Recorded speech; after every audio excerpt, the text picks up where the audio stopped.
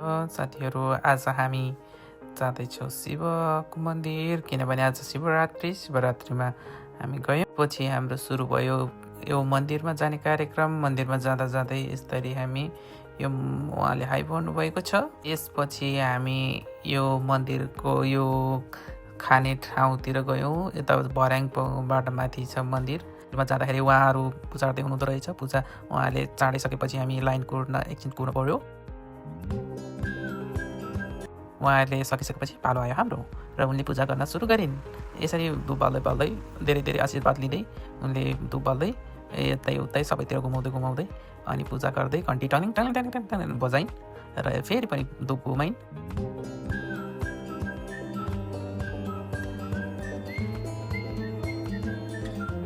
त्यसपछि आयो मेरो पालो। मैले घुमाएँ धुप बाल्दै सबैतिर भगवान्लाई चढाउँदै मेन शिवलाई जय भोलेनाथ कि भन्दै गाँजा साँझा सबै सम्झिँदै मैले गर्न थालेँ पूजा।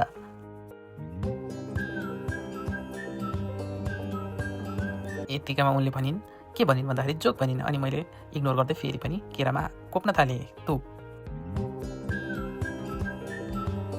धुप बालेर यतापट्टि आएर मैले कता कोपम भयो। एउटा केरा त्यहाँ भेटाएँ अनि मैले टस्स कोपिदिएँ होइन।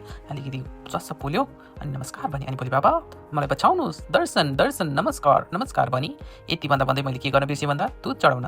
र मैले दुध चढाएँ हेर्नुहोस् कति धेरै एक ग्याली नै हालिदिएँ जारै अनि फेरि नमस्कार गरेँ।